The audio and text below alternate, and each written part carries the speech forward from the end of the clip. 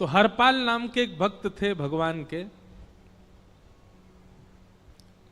खूब भजन करते थे, खूब साधना करते थे, नाम जप करते थे, कथा सुनते थे, लेकिन वो ब्याह नहीं कर रहे थे। क्यों? उनकी इच्छा थी कि जैसा मैं भजन करता हूं, जैसी मेरी भक्ति है, जैसा मेरा भाव ठाकुर जी के प्रति है, ऐसी कन्या मिले तो मैं ब्याह करूंगा, नहीं तो जीवन भर ऐसे ही रहूंगा। तभी उनके किसी रिश्तेदार ने आकर के बताया, बोले तेरे लायक कन्या मिल गई मुझको। तो हरपाल जी बोले क्या क्या गुण है उस कन्या का? बोले उस कन्या ने शर्त रखी है, मैं उसी से ब्याह करूंगी जो रोज 1000 संतों को प्रसाद पवाता हो। हरपाल जी बोले अब तो मुहूर्त भी नहीं निकलवाना, कल ही ब्याह करवा दो मेरा। ऐसी कन्या से तो मैं बिना मुहूर्त के ब्याह करूं। मुहूर्त उसके संग देखा जाता है जिसके संग यह संकोच हो या फिर यह दुविधा हो कि पता नहीं जीवन कैसा चलेगा, इससे तो मुझे भरोसा है बढ़िया जाएगा मेरा जीवन, इसी से ब्याह करा दो। कन्या ने शर्त रखी, हरपाल जी हम आपसे ब्याह तो कर रहे हैं पर हमारी शर्त मंजूर है ना, रोज 1000 संतों को प्रसाद पवाना पड़ेगा। बोला मैं निश्चित करूंगा, आप ब्याह कर लो। और ब्याह हो गया। हरपाल जी रोज 1000 महात्माओं को प्रसाद पवाते। अब देखो, अगर कोई संकल्प ले ले कि मैं 1000 महात्माओं को प्रसाद पवाऊंगा, अगर 100 महात्मा ज्यादा बढ़ जाएं, 200 महात्मा ज्यादा, उनको मना करेगा क्या? वो तो फिर अपराध बनेगा उससे। प्रसाद पवाने का संकल्प लिया तो जितने आए सबको बैठाने की जिम्मेवारी उसकी। ऐसी कथा में भी होता है, कथा में जितने लोग आए सबका स्वागत होना चाहिए, सबके लिए स्थान पर्याप्त होना चाहिए। कई जगह प्राइवेट कथा करा, हम तो मना कर देते, मत कराओ भैया, आपको अपराध लगेगा। क्यों? वैष्णव को पता चला कि कथा हो रही, वो सुनने आ गया, जगह नहीं मिली या फिर वो बैठ नहीं पाया, तो खाली रहे भले ही स्थान, पर फिर भी स्थान बड़ा रखो ताकि कोई भी आए तो कोई रहे ना कथा से, नहीं तो कथा कराने वाले को अपराध लगता है। वैष्णव बिना सुने चला गया। तो हरपाल जी ने नियम ले लिया, रोज 1000 महात्माओं को भोजन कराते। अब 1000 की जगह कभी कभी 1200 भी हो जाते, 1300 भी हो जाते, 1500 भी हो जाते,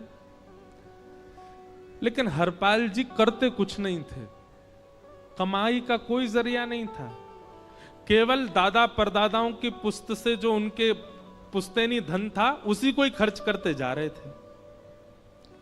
1 साल तक बढ़िया चला, 1.5 साल बढ़िया चला, लेकिन 1.5 साल बाद धीरे धीरे धन खत्म होने लगा। जैसे ही धन खत्म होने लगा, हरपाल जी बड़ी चिंता में आ गए, क्या करें।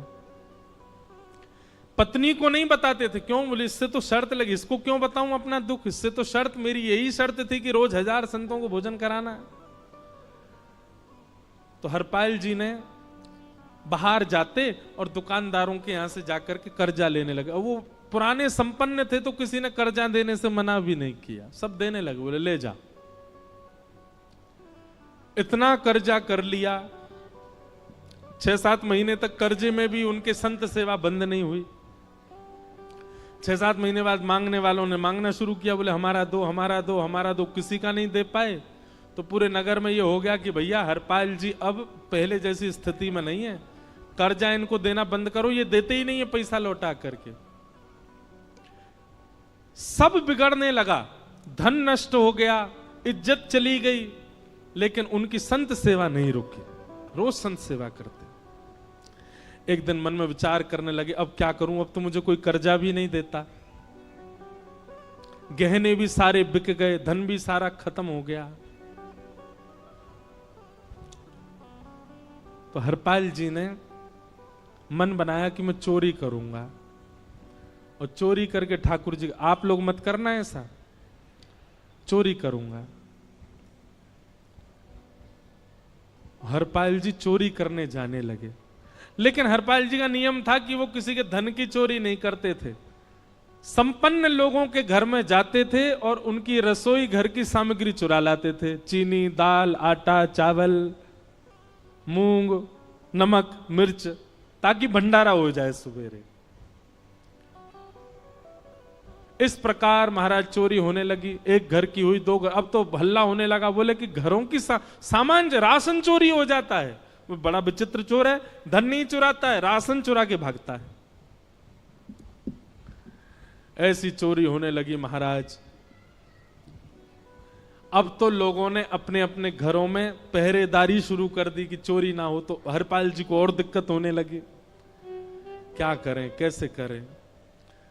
धीरे धीरे हरपाल जी इस स्थिति में आ गए कि अब संपन्न लोगों के यहां उन लोगों को ढूंढते जो ना कभी संत सेवा करते ना वैष्णव सेवा करते, और उन लोगों के यहां जाकर के थोड़ा बहुत धन चुरा लेते, स्वर्ण चुरा लेते। करना कुछ नहीं, अपना घर नहीं बनाते थे, बसाते थे, संत सेवा करते थे। ठाकुर जी रीझ गए हरपाल से। ठाकुर जी बोले, देखो ये सब चोरी कर करके और मेरे संतों को पवारा है। ठाकुर जी बोले, इस पर अनुग्रह करने जाना है।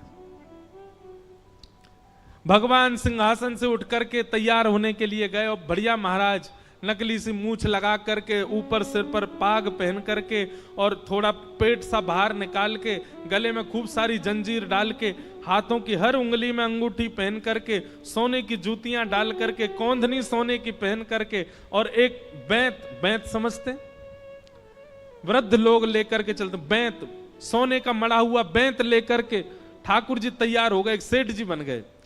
लक्ष्मी भैया ने पूछा, भगवान बड़ा सुंदर स्वरूप धारण किया, कहां जा रहे हो? बोले, अपने एक भक्त से मिलने जा रहे हैं। रुक्मणी जी बोली, मैं भी चलूंगी। भगवान बोले, तुम मत चलो, तुम उसको पहचान नहीं पाओगे, तुमसे अपराध बनी जाएगा। बोले, नहीं नहीं, भक्त दर्शन करने मैं तो जाऊंगी। भगवान बोले, जल्दी तैयार हो जाओ। सब लोग इधर देखो, वहां से कोई सामग्री आ रही है, कथा यहां हो रही है, इधर देखो, और फिर हम आंख बंद कर लेंगे, चाहे आप कहीं देखो। आंख खुली है तो हमको ही देखो। रुक्मणी जी एक सेठानी बन गई, ठाकुर जी सेठ जी बन गए, और दोनों ने मन में विचार किया कि हरपाल जी को दर्शन देना है। और यहां हरपाल जी की स्थिति क्या थी? अब संत सेवा के लिए कहीं से भी धन नहीं मिल रहा था। तो हरपाल जी एक मार्ग पर जाकर के बैठ गए और सोचने लगे, कोई धनवान यहां से निकलेगा तो उसको लूट लूंगा, और लूट के भाग जाऊंगा, सारा धन संत सेवा में लगा दूंगा। तभी उस मार्ग पर कोई और तो आया नहीं, ठाकुर जी सेठ बन करके आ गए। और महाराज खूब सारे गहने पहन करके, पाग बढ़िया सोने की जड़ाऊ पाग पहन करके, ऐसे वस्त्र पहन करके, और छम छम करते चलते आ रहे हैं। उन गहने ही बज रहे हैं ठाकुर जी के।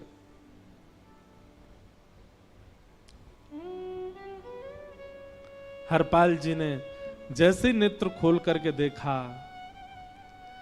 ठाकुर जी के रूप यौवन और सबरी उनके श्रृंगार को देख करके हरपाल जी बोले, ये तो एक आध साल के भंडारे की व्यवस्था आ रही है सामने से।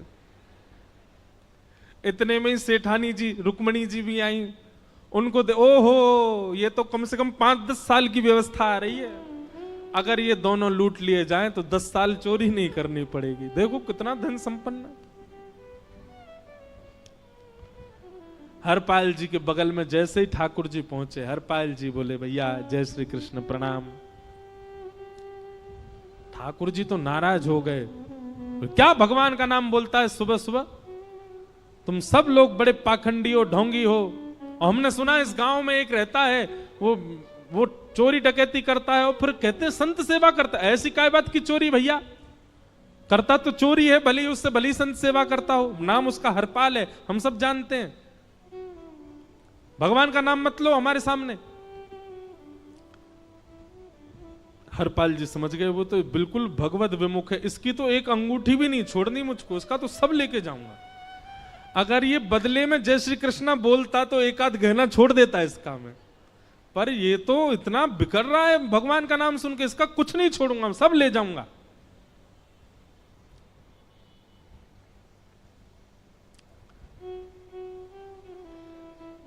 हरपाल जी बोले, हाँ भैया, एक रहता तो है डकैत इस गांव में, और उसका कोई पता नहीं है, वो कभी भी आ जाता है। लेकिन एक मार्ग जंगल में होकर के है, उसमें गांव में नहीं जाना पड़ता। जंगल से गुप्त चुप निकल करके पूरे गांव पार हो जाएंगे, आप शहर पहुंच जाओगे। उसका रास्ता मुझे ही पता है। सेठ जी बोले तो तुम हमको पार करवा दो। हरपाल जी बोले मैं पार तो करवा दूंगा, लेकिन भगवान मेरे घर कुछ मेहमान आए हैं, उनके भोजन आदि की व्यवस्था के लिए मैं तो बाजार आया था, मेरे पे धन नहीं है। आप यदि मुझको कुछ दे देंगे तो मैं घर पर व्यवस्था करके आऊंगा, तुरंत आपको लेकर के गांव पार करवा दूंगा। ठाकुर जी ने उसको कुछ सोने की मोहर दे दी, बोले लो तुम अपने घर की व्यवस्था कर आओ। हरपाल जी ने सामग्री खरीदी, घर पर पहले व्यवस्था करके आए। बोले आज की व्यवस्था हो जाए, क्योंकि आज तो 10 साल का सब चोरी करना समय लगेगा। पत्नी से कहा भोजन प्रसादी बनाओ, संतों को पवाओ। संत पूछेंगे मैं कहां है, तो कहना कि आप लोगों की 10 साल की व्यवस्था करने गए आज। हरपाल जी लौट करके आए और सेठ जी से कहा आइए आइए चल दीजिए मेरे साथ और हमारे संगी चलना बिल्कुल। ठाकुर जी रुक्मणी जी चलने लगे। जैसे ही विहंगम जंगल में पहुंचे, भयंकर भयावह जंगल, बीच जंगल में जैसे ही पहुंचे, हरपाल ने पीछे मुड़ करके देखा, दोनों चले आ रहे हैं। तुरंत महाराज वो तो अपने रूप में आ गया, शेर की तरह गर्जना करने लगा, अपनी लाठी धर दी सामने और अपने सिर का स्वाफा निकाल करके सामने बिछा दिया। भगवान जो सेठ जी के रूप में आया, भगवान बोले भैया ये क्या कर रहे हो? बोले मैं ही हरपाल हूं। सारे सामग्री निकालो, डाल दो यहां पे, एक चीज भी मत छोड़ना, नहीं तो तुम जानते नहीं हो तुम्हारा क्या करूंगा। ठाकुर जी तो थर थर कांपने लगे। रुक्मणी जी बोली देखो कैसा नाटक कर रहे हैं। रावण के आगे नहीं डरे थे, कुंभकर्ण के आगे नहीं डरे, हिरण्यकश्यप के आगे नहीं डरे, और वो हरपाल के आगे ऐसे कांप रहे हैं। भगवान तो मन की सब समझ जाते हैं, कौन ही मारने, वो तुम भी कांपो क्यों? बोले भक्त है भैया, ये हमारो भक्त है। अनुब्रजम में हम नित्यम पूये ये तन्य रेणु भी, इसने हमारे लिए सब गवा दिया, हमारे वैष्णव संतों के लिए सब लुटा दिया, इसके आगे भयभीत होने में कोई लज्जा नहीं। लक्ष्मी नारायण दोनों कांप रहे हैं और हरपाल कह रहा सब निकालो। ए सेठानी जी कान के कुंडल उतारो। कान कुंडल उतार दिए, नाक की नथनी उतार दी, सब उतार उतार के धर दिए, हाथों के सब कड़ूला आदि भी धर दिए। भगवान ने भी अपने सब उतार। बोले बैंत कहां लेके जा रहे हो? उसको भी धर दो। बोले अरे भैया बुढ़ापे की लाठी, हम गिर जाएंगे। बोले कुछ नहीं गिरोगे, धर दो इसको। जीवन में कभी राम ना, जय श्री कृष्ण बोलने पे चिल्ला रहे थे मुझ पे, रखो इसको यहां पे। सारा धर दिया। बोले बहुत बढ़िया हो गया, अब 10 साल की व्यवस्था हो गई। इतने में भगवान की कनिष्ठ उंगली में एक अंगूठी थी। हरपाल बोला ये कहां बचा के ले जा रहे हो, उसको दो। बोले अरे भैया ये तो बहुत बचपन की हमारी अंगूठी है और ये आज तक हमारी निकली नहीं है और ये निकल ही नहीं पाएगी, इसको बाहर हम निकाल ही नहीं सकते, इसको तो रहने दो हमारे पास। बोले तुम क्या जानो, इस अंगूठी से कम 1 हफ्ता संत भोजन होगा और तुम पे तो दया करनी नहीं है। चिल्लाए थे मुझ पे जय श्री कृष्ण बोलने पर, निकालो इसको। भगवान खूब प्रयास करें, वो नहीं निकले तो हरपाल जी ने उंगली पकड़ी, बोले इसको काट देता हूं मैं, तुम्हारे पास उंगली रहने का कोई काम नहीं है, तुम उंगली से करते ही क्या हो। और महाराज जैसे ही उंगली पकड़ करके काटने का मन किया, वो काटने ही वाले थे, इतने में ही द्वारिकाधीश भगवान शंख चक्र गदा पद्म धारण करके प्रकट हो गए सामने। रुक्मणी जी महालक्ष्मी के रूप में प्रकट हो गई और दोनों ने अपने अंक में हरपाल को भर लिया। हरपाल जी समझ नहीं पा रहे ये क्या हुआ, दूर हटे। बोले नाथ, बोले हम साक्षात द्वारिकाधीश, ये साक्षात रुक्मणी तुम्हारी भक्ति से प्रसन्न होकर तुमको दर्शन देने आए हैं। हरपाल जी घुटने के बल बैठ गए, रोने लगे, सर रख दिया चरणों में, पटकने लगे। बोले नाथ, मैंने अपने नाथ को लूटा, आज मैंने अपने स्वामी के साथ डकैती कर रहा था, मैं अपने स्वामी की उंगली काटने पर मजबूर हो गया था, इसका मतलब तो मैं पापी हूं। मेरा पाप इतना प्रचंड हो गया कि मैं आपके रूप को नहीं पहचान पाया। भगवान ने हृदय से लगा, नहीं हरिपाल, तुमने कभी अपने लिए प्रयोग थोड़ी किया। तुम्हारी पत्नी भूखे सो जाते हो, लेकिन संतों को भूखा नहीं जाने देते। ठीक है, उसके लिए भले ही तुमने वह गलत मार्ग अपनाया जो नहीं अपनाना चाहिए था, परंतु उसमें उद्देश्य कोई और तो नहीं था, मेरे जनों की सेवा ही तो थी, मेरे वैष्णवों की सेवा। और देखो हरपाल, एक मेरी बात सुनो, आज तुम्हारे मन में ग्लानि होती है कि तुमने दूसरों का धन हड़प करके और उससे संत भोजन कराया। वास्तव में इसका विधान शास्त्रों में यह बताया गया, जिसके धन से भोजन बना और संतों ने पाया, परोसा भले ही किसी ने भी हो, कार्यक्रम भले ही किसी ने भी कराया हो, पर धन जिसका लगता है पुण्य उसी को मिलता है। तुमने तो अपने गांव के, शहरों के उन लोग जो कभी संत सेवा नहीं करते थे, उनके धन चुरा चुरा करके उनको पुण्य बांटा है। तुमने कुछ गलत नहीं किया है। हां, अपने प्रयोग में यदि लेते तो पाप हो जाता, लेकिन तुमने तो एक रत्ती भी अपने प्रयोग में नहीं ली, सब संतों में लगा दी, और जितने लोगों का धन चुराया उन सबको पुण्य प्रदान कर दिया। हम तुमसे बड़े प्रसन्न हैं। हरपाल जी चरणों से लिपट गए, बोले नाथ आप बड़े कृपालु, बड़े दयालु। भगवान बोले अब हमने दर्शन दे दिया, अब हम जाएं। और सुनो, ये सारा धन हमने दिया है, 10 साल का नहीं होगा इससे। तो बोले जब तक तुम जीवित रहोगे तब तक की सेवा बनेगी, इससे संत सेवा चलती रहेगी। ये सारा धन आभूषण हम लेकर के इसीलिए आए थे, ताकि तुमको अब कभी किसी से मांगना ना पड़े, किसी से हड़पना ना पड़े।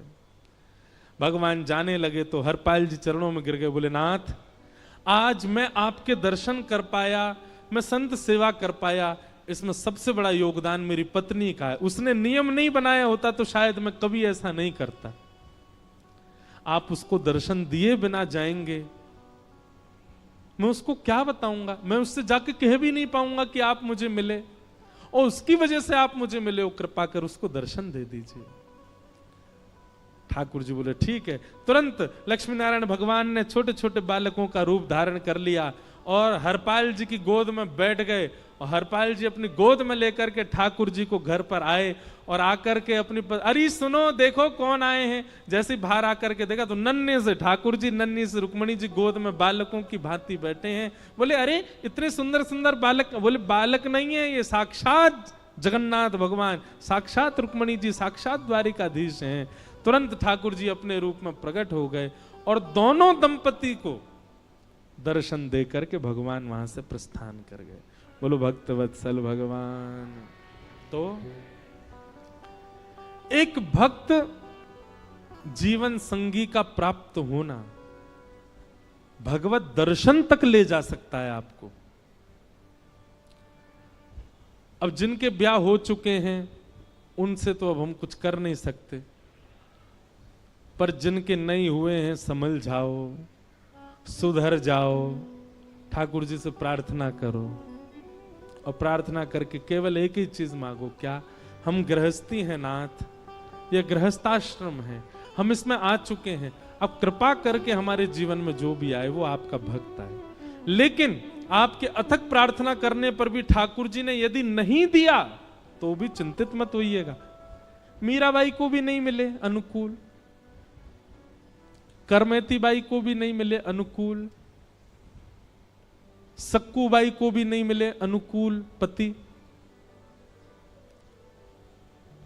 अरे नामदेव जी को भी नहीं मिली अनुकूल पत्नी।